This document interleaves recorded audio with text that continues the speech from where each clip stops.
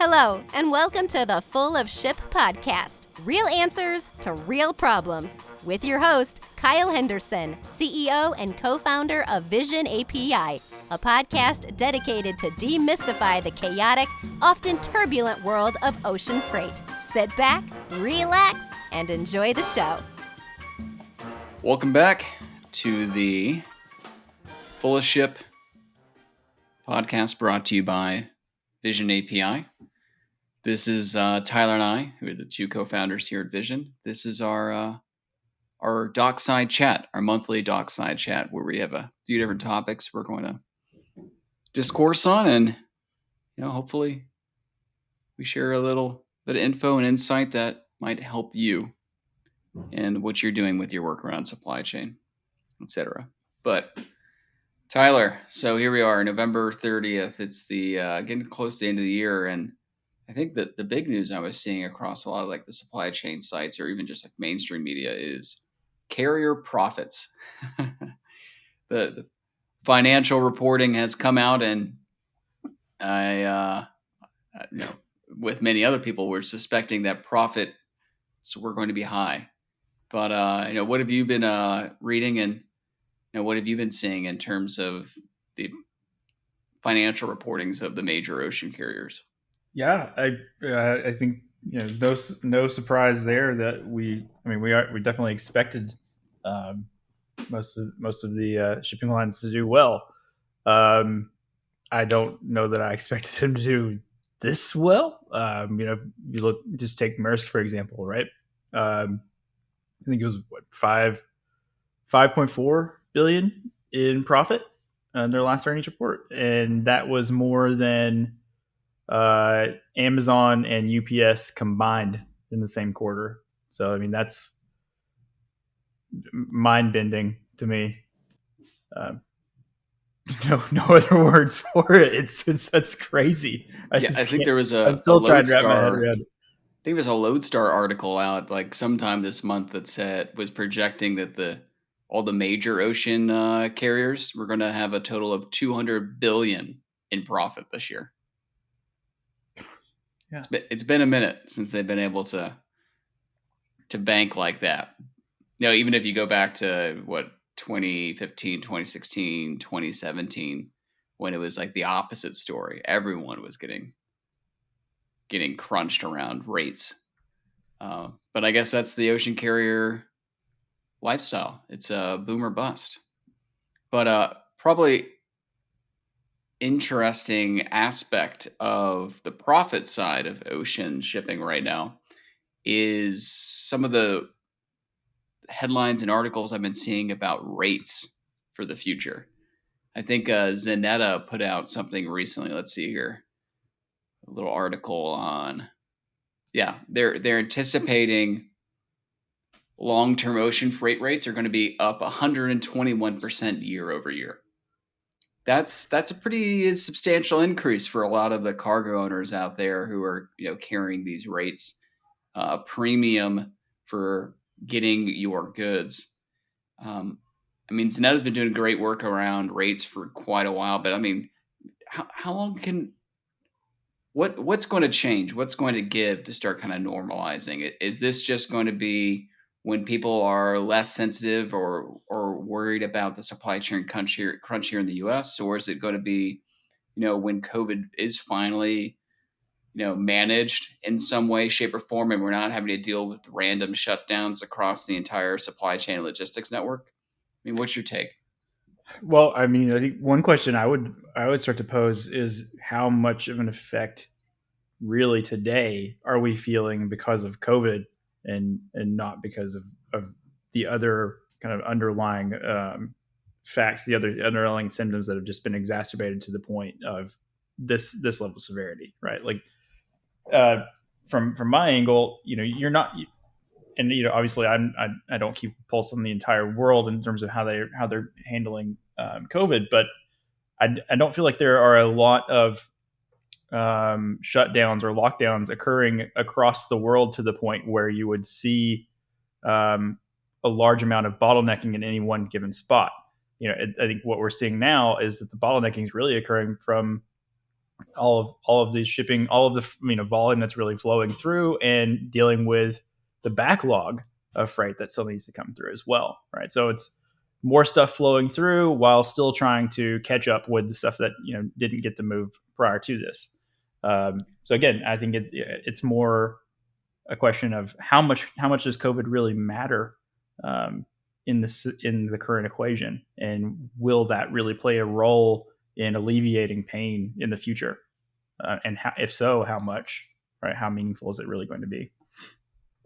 Yeah, because it's this complex, kind of multifaceted problem where, granted, there were some changes in kind of freight volumes. I think I was reading from a recent report from the UN that something was like, I think it said something like 25% increase in freight volumes for the first 8 months of 2021 compared to 2019. So that's a pretty meaningful increase. And there's also kind of the question of, okay, it's been an increase, but it's just the first 8 months, and granted, people start ordering for the Christmas end of year holidays, months and months in advance, 6 to 12 months in advance. But is so much around like the current kind of crunch even right now about COVID per se, or is it? Right. I mean, COVID is going to randomly shut down some node. It's going to change supply and demand Of course. profiles. There won't be as much capacity going through somewhere for a period of time, so you're going to get hit in that way. But it also seems like, on the other hand, the companies have highly been favoring like ocean containers coming inbound to the country versus like even exiting the country. So I imagine that's going to change pretty quickly, like following the Lunar New Year in the early part of 2022, right? Like when you have that natural seasonal dip, we'll probably all of a sudden start prioritizing getting all those empty containers out of here. We won't be seeing westbound rail service shutting down for a week to be able to move inbound containers versus outbound containers. And outbound containers aren't always exports; they are empties as well. So yeah, it'll be interesting to see how that plays out. Yep. I just wonder, how many January Christmases and February Christmases are we going to see on top of just the regular holidays this year? Well, Or and going the into next cargo year? owners responded to this. Luckily, there's been some visibility. Like, when the cargo owners were placing their orders in January through May of this year, they were not ordering the full range of products like we were used to seeing them. Like, you could see this at your grocery store if you're here in the U.S. You can go there, and granted, there's been stories about like toilet paper and this and that and the other. But you go to the produce section, and you'll see like the produce section has always had food in it throughout COVID. What's interesting is the variety of food has greatly reduced. So it's gotten not just the staples per se, but it's gotten closer to the staples end of the spectrum. When you thought about like all the stuff you could buy in the produce section in 2019 versus today. So there's like the cargo owners have been smart in kind of like simplifying and focusing on not just the must-haves, but the should-haves as well. And we just don't have the could-haves like we used to. And so I think that will also be an interesting bounce back effect we see, and how it plays out like following Lunar New Year. Do we see diversity of cargo start to increase again? And maybe not until more COVID fear has reduced in terms of what will be shut down across the network. But Sure.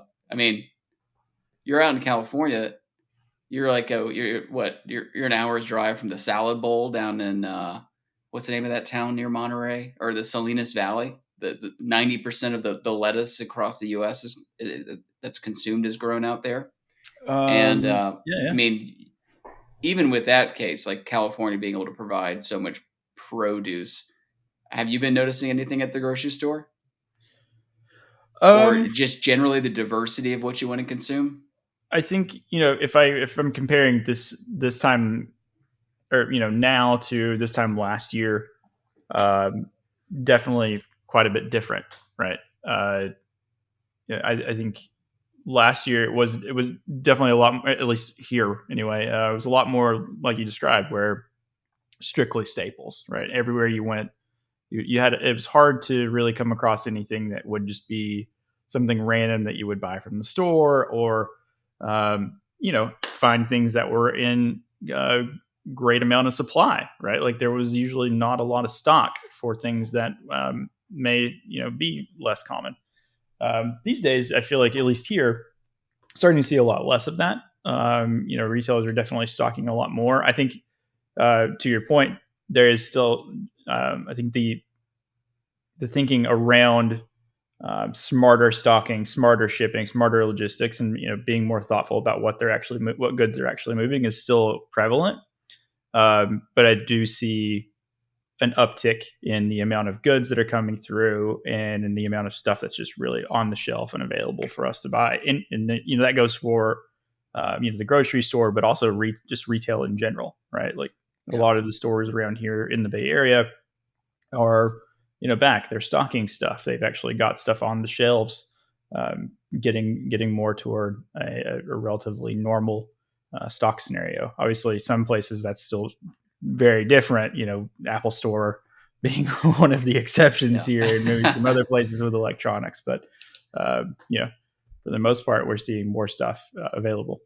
And it seems like, roughly speaking, the cargo owners, if we think about what's good for all in this situation, I guess when we talk about supply chain for all, we're actually talking about the entire planet to a certain extent.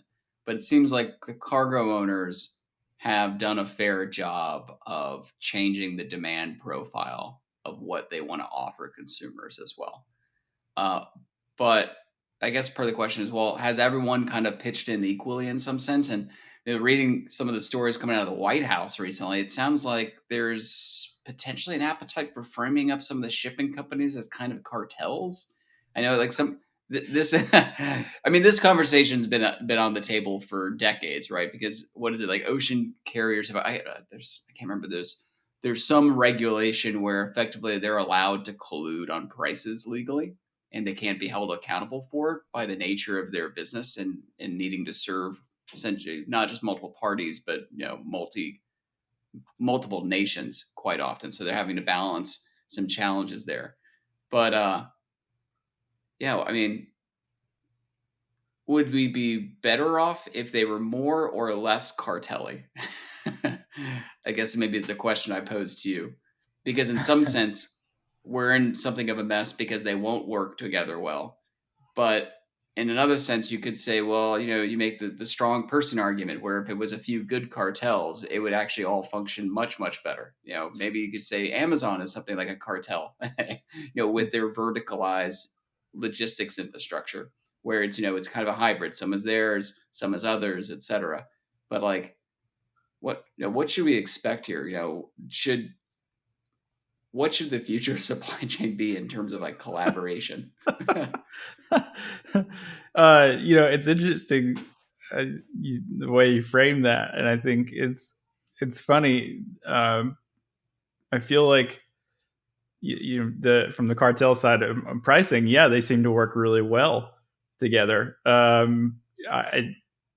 In terms of data sharing and just overall kind of structure and reporting, performance, just overall kind of transparency back to the customer, back to the shipper,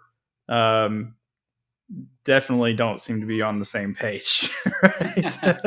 Well, would they be better? If CMA keeps buying air freight companies, or if Maersk keeps positioning themselves as like a full verticalized turnkey Amazon logistics solution for everyone else, would it be better if there were a few cartels who did everything and kind of verticalized it? Well, I think that there's no secret that, for me, I've always been a fan of how kind of forward thinking Maersk operates, and how they are really trying to kind of push things forward for themselves.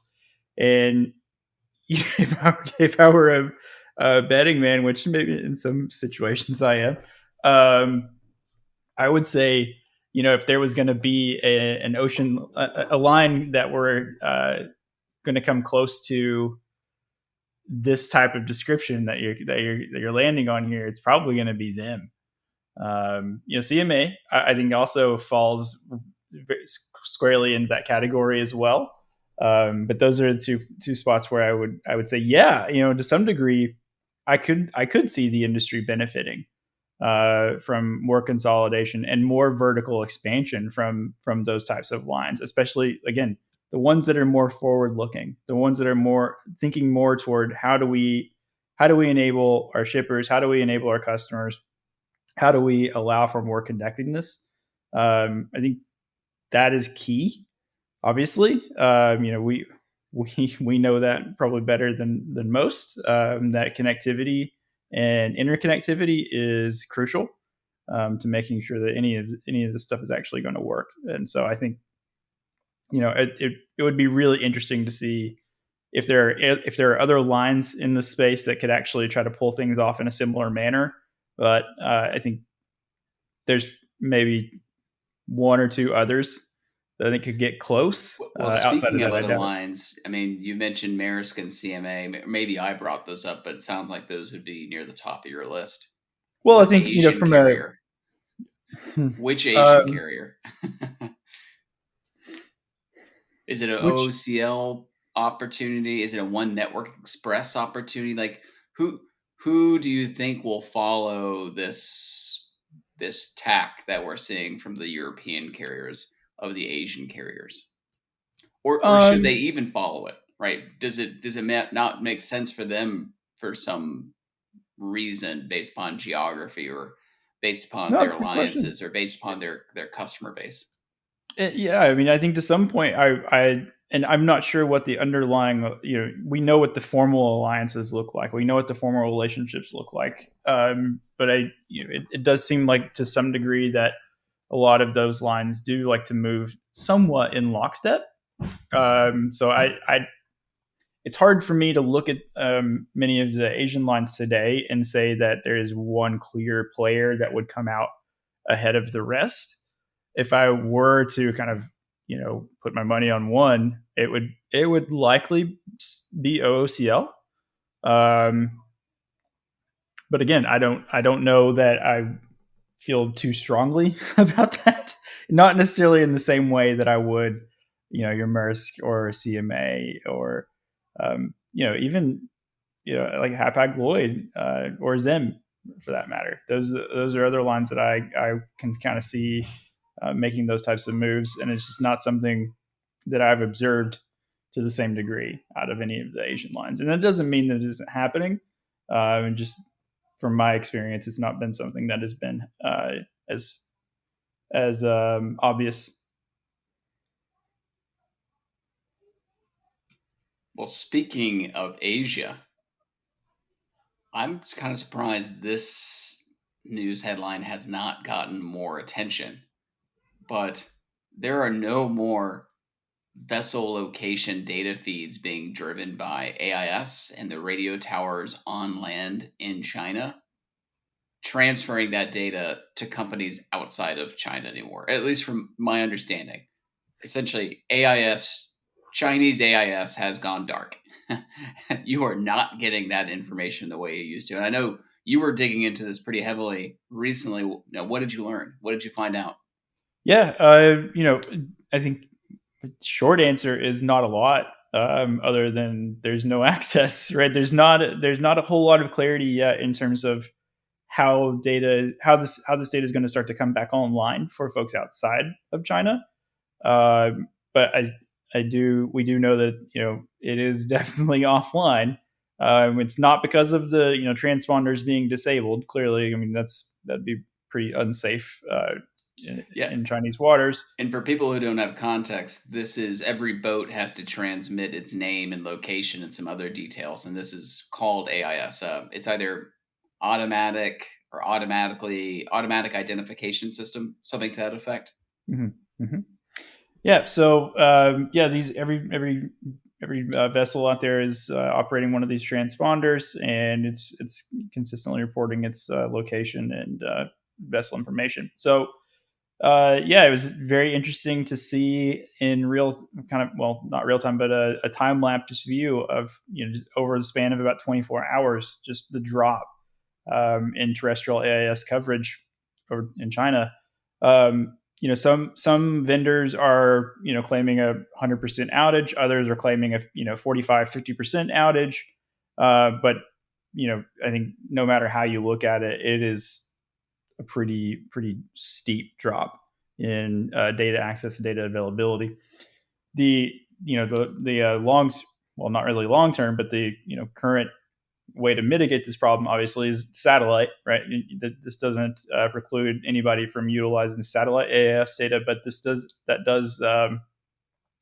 it does really limit a lot of folks from getting more fidelity where they would really expect it, and being able to track vessels from terrestrial ground stations. So yeah, it's problematic. This all comes down to two data protection laws that China enacted in the fall and have now gone into effect. So, and these are is this like the one ring, one belt series of? This was the oh shoot, what are they called? It was the China's new data security law and the personal information protection law. And yeah, they're pretty steep fines. I don't want to get too much into discussing politics of China, but I'm sure it comes with more than just steep fines. And this is valuable information for a number of different parties, but more importantly, just the basic functioning of kind of international supply chain, understanding when vessels arrive and depart. AIS data is commonly used to help with that information, but it almost seems politically motivated to not be too not discreet about it. Yeah, I mean, is this part of the trade war? That's something that I'm still trying to wrap my head around. From a logical perspective, I'm having a hard time understanding why, if not for political reasons, would something like this occur. Can't really come up with much. So, yeah, I mean, it obviously is enacted under these data security laws and the personal information protection law. Whose personal information is this really protecting, right? So I think the laws under which this is occurring don't seem to really line up with why this should be cut off to anyone else. And obviously it's a huge step back in terms of being able to provide transparency around shipping, especially in some of the most important trade lanes that we operate, or that the world utilizes today. It'll be interesting to see how some of the AIS vendors try to work around this outage, because we've heard and learned about some of the kind of mobile AIS transponders or repeaters. I'm not sure if I'm using the right term, but in short, with the terrestrial AIS's radio towers on land, getting the signals from the boats, and then sending them out to the internet. Satellite-based AIS is microsatellites in orbit listening to the transmissions from these vessels when they're out in the middle of the ocean. But there's a challenge with satellite. If you get too many vessels in the same location, there'll be too many signals, and you can't complete a clean, or you can't tune into one clean signal to be able to get all the information. So I think Spire was telling me about this a few years ago, but the solution is to put effectively, in air quotes, a repeater on a boat that's in these highly congested areas. I wonder if the vendor solution is going to be trying to put these more repeaters on boats that are just outside international waters, outside China, or just inside international waters. Because I guess what issue would there be with that in some sense? Yeah, and I think I just don't know if it's going to be able to pick up 50 miles away. Well, the typical range from my memory for most of these radios and most ground stations that I've had experience working with has been about 30 nautical miles. Okay. So with visible range, right? So we'll see. I think what you just mentioned there is what I would if nothing happens on kind of alleviating the data access problems from a political standpoint or from working with the government in some other way. I see some workarounds starting to occur through that type of method, right? And it is exactly that. It's more or less finding ways to deploy proxies to beam more data to satellite. There is another potentially more technical and potentially data science challenging problem, because a company like Spire, they have a micro constellation of satellites that are listening to radio frequencies. Mm-hmm. But there are other companies. I think the name may have changed, but they used to be called Planet Labs. And you worked at a satellite imaging company as well. What was the name, the firm you were at? Yeah, Skybox. Skybox. I saw multiple use cases from these companies saying, let's use satellite imagery for vessel tracking as well. Maybe there's some kind of hybrid solution between Skybox. Yeah, they do. Who was that?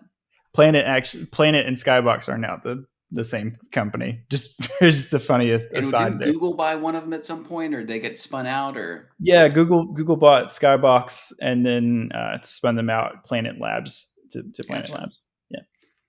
But potentially there's a solution maybe around joining the AIS data and potentially imagery-based tracking of the vessel. I'm not sure how often. I remember Planet Labs back in the day was hoping to get to the point of taking one photo of the entire planet per day. You might need photos taken more often for this kind of thing to work, but it could be interesting to I think as soon as I lose the out in the middle of the ocean tracking, well, I know where that vessel was last, and it's not actually that tough of computer vision problem to be like, pick out the boat amongst the blue water and keep tracking. You just might need enough photos to be able to do it. Did this as a project with a company I worked with shortly after I was at Skybox. You're doing like liquid natural gas tankers, or? No, well, it was I guess between those two companies, I was working doing some consultant work with another company who was buying satellite imaging data and working to provide insights on top of that. So they were looking to do essentially this, but their task at hand at the time was more around looking at parking facilities and trying to use satellite imagery to look at how many cars are in the Walmart analyze parking lots, out how much revenue they'd have that month. Exactly. Kind of thing, yeah. Exactly. But it did go to show that the solution's totally viable, especially given the speed at which these vessels typically move. Right. So I do think a cost consideration difference, though. Like, I'm not sure what the cost of satellite radio data is versus satellite imagery data. Yeah, and that's I think the next question, especially even for me as a CTO, right? It's like, how does this affect me? If we're working with AIS vendors and if they have to move to a strategy where everything is now coming through satellites, do we as customers start to have to absorb that extra cost, or do they absorb it? How do we start to adjust the pricing structures and the data acquisition costs? Because most AIS vendors today, terrestrial AIS data and satellite AIS data are priced and sold separate from each other. Just another thing to consider, especially if you are looking for high fidelity data around port congestion, which is obviously something a lot of folks care about today. So yeah, it's really unfortunate given just the current situation that we're all in, and the timing in which all of the visibility around port congestion in China has now been essentially shut off. So yeah, we'll keep an eye on it. I think obviously, as I mentioned, every AIS vendor today this is probably their number one problem, and they're all keeping their customers posted with updates and how things may or may not be progressing. But like I said, at the moment, it feels a little bit like everybody's feeling around in the dark and trying to just wait for some more answers from the Chinese side, and then trying to come up with a plan B in case that doesn't pan out. Yeah, and speaking of prices, and since we think about ocean containers so much, have you seen the prices of new containers now? Like you go back to 2019 and you could buy a 40 footer, $2,800 new. If you wanted to buy one today, we're talking like $6,400. And if you wanted, like, you need to buy and you didn't order it far in advance, you like, I need it now. You could buy it on the spot market kind of thing. $8,000 for a 40-foot steel container. That's a pretty crazy change from 24 months earlier or so. That's meaningful. Well, I guess kind of the question is, maybe it won't be that meaningful when there's $200 billion in ocean carrier profits, and they're desperately trying to buy and build smaller, more nimble ships. Actually, here, slight tangent. I remember having a conversation back in 2016 or so when I think the Benjamin Franklin CMA's massive new vessel was sailing for the first time, and maybe it was 2017 when it called the west coast of the U.S. I thought at the time that the model was going to follow what happened in the airline industry, where for a period of time they were very hub and spoke oriented, where like everyone would fly to one major airport and then you take smaller flights from there. And that had an impact on the types of planes that were being built. I want bigger planes because it's cheaper per person to move, right? And so the airline has a better margin. But there were fewer nodes in the network then. And so it was easier to move people between just large, high demand nodes. And then people pay a premium for going out to the farther out nodes. It now seems like all nodes need to connect to all nodes.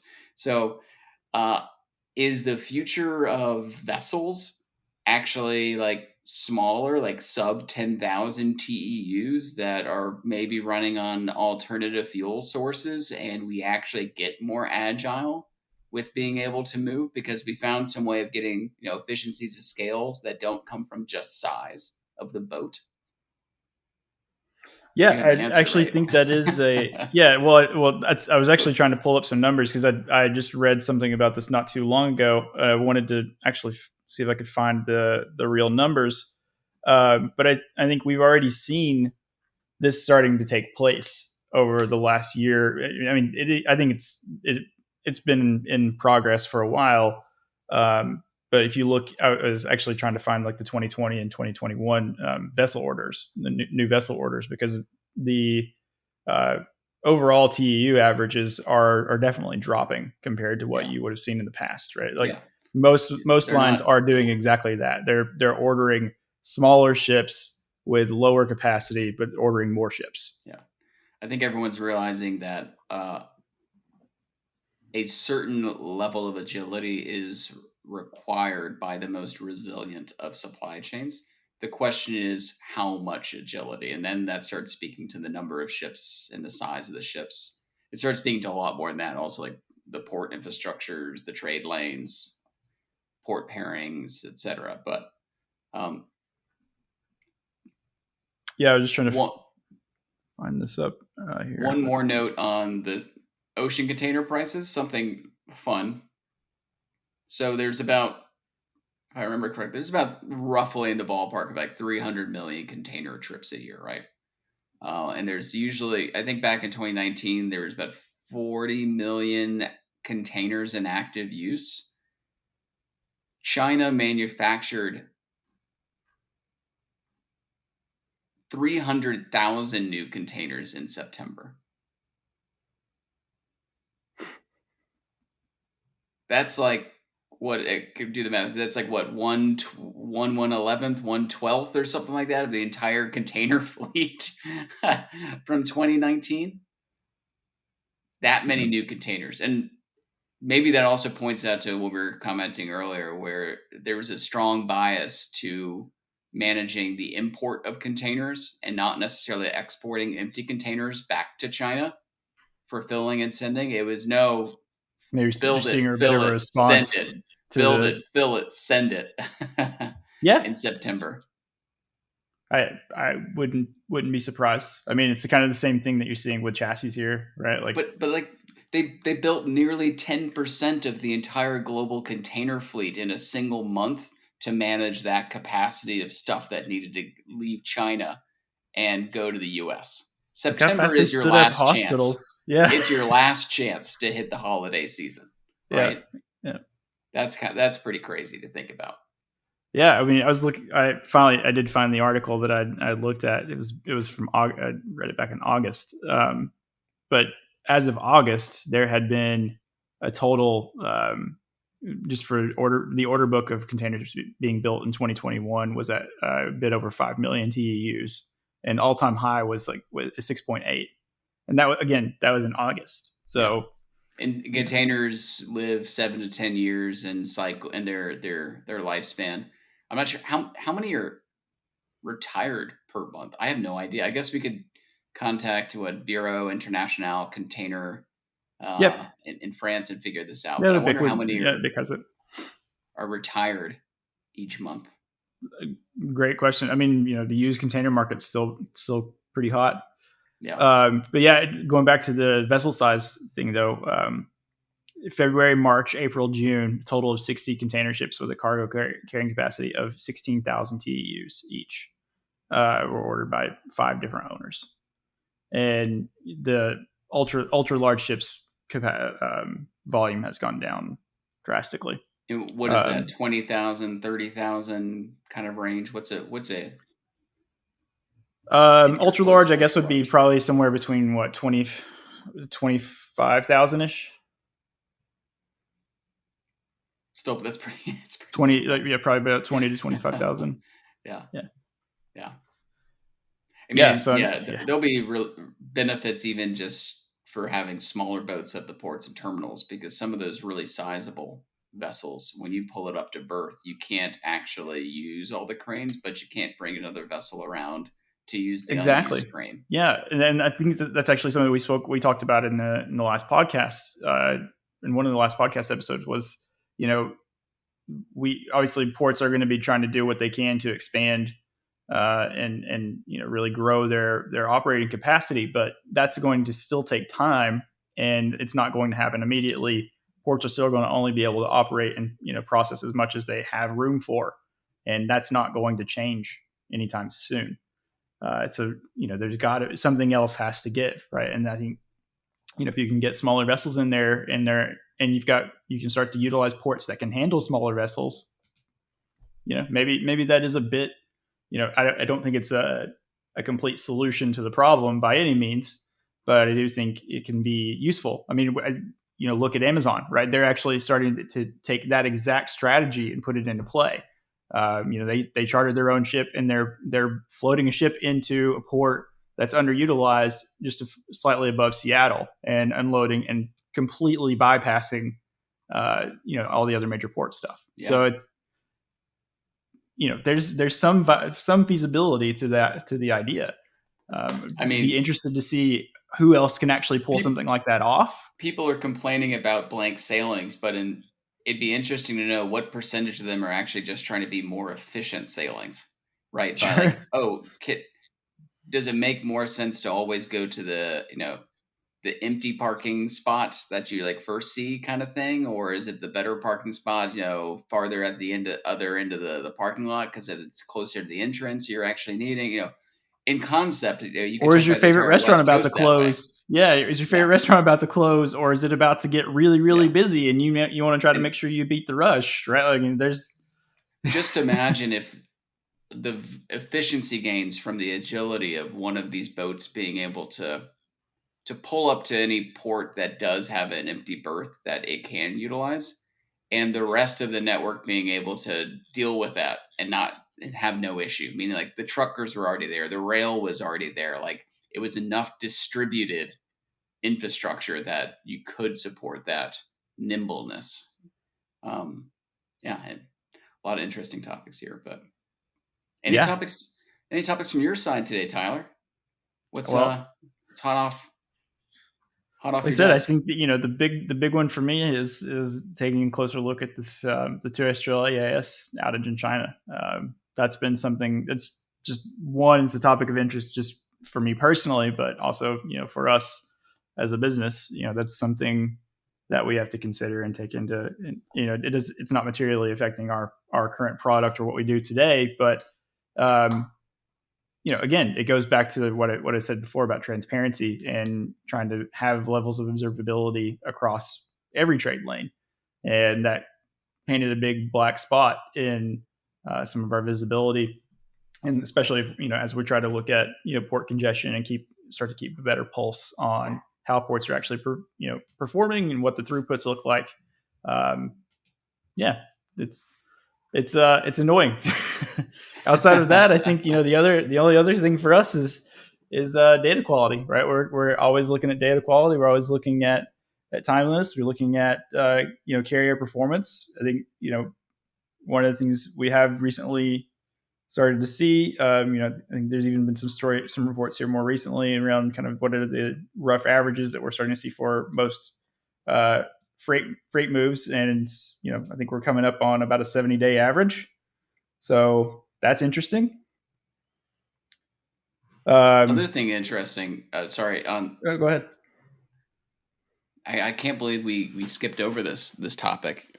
But the United States Federal Maritime Commission launching an initiative to examine shipping data to figure out like what are the constraints on the flow of cargo that is connected to the data around shipping. I think they announced something middle like November 15th or so, middle of this month, and they're actually going to be like sharing their findings at the Maritime Data Summit in spring 2022. If we can get a ticket to that, I want to be there. Definitely. This will be a very interesting conversation. But they're working with the National Shipper Advisory Committee to create a data inventory and recommend standards. The data inventory will be interesting. I got a cheat sheet if they want to come and talk. I'm happy to point out a few things here and there, but yeah. Well, I think this is the stuff that we want to see happen, right? Like right. There are other parties out here in this space that are working to try to alleviate the same pains that we are, and I'm looking at you, DCSA. So if you see this, great. Would love to work more closely together, but very very happy to see the efforts taking place to really try to put carriers in the spot where they feel like they have to start making some moves. But I think overall, we want to see more of this take place. We want to see more accountability put onto the data, more accountability put onto how data is shared, right? And less restriction on how quickly that can be shared, right? Like we're not in a space where this is all everybody should be operating their own walled gardens, and I think that's one thing that we've definitely uncovered over the last little bit, especially with everyone feeling the pain that we're feeling now, is that as data stays siloed, it only makes things more difficult. And it's completely understandable why it's organically happened like that. I mean, Sure. What is supply chain? It's just a link, lots of links connected to one another. And usually the only ones with contracts are like the shipper of the goods and the receiver of the goods. And everyone else is a representative party that's told to work with all the other representative parties, who they're also competing with to provide those services quite often. Right. So it's this weird dance. And it's been like this for a long time of a dance around collaboration. Like, how willing are they to collaborate? And even if they are willing, how easy is it to collaborate? Because they have very few like learned skills or like muscles built around collaboration. And I put that like in air quotes, like this FMC initiative is all just around kind of pinpointing what data constraints have an impact on the flow of cargo, right? So like it'll be very, very illuminating to see what they report, because it essentially what they're going to be come back and telling us is why is it tough for them to collaborate from like an information sharing perspective. Like I'm pretty much expecting that they're going to tell us, well, information not shared because most people just don't know, don't have information to share.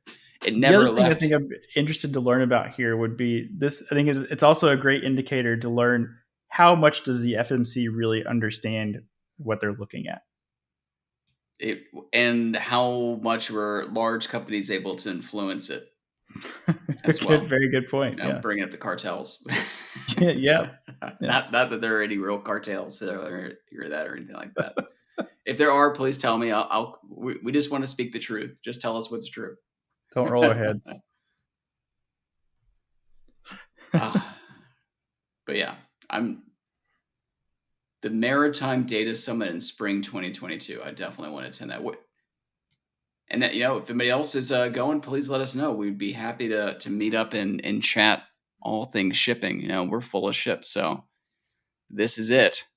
April and 12th this is probably the end of our dockside chat for today. Any closing remarks, thoughts, concerns, dad jokes you'd like to share here at the end? What was it? I had a good dad joke yesterday. What was it? Oh, it was the tree one. How can you tell a dogwood tree is a dogwood? By the bark.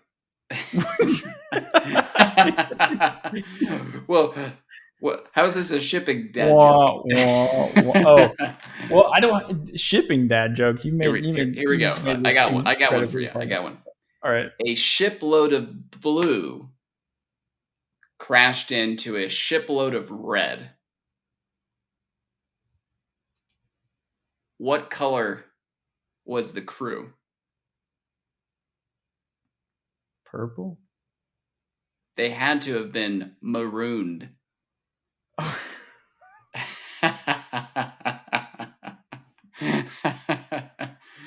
I'm sorry, anybody who just watched this had to end this video with that.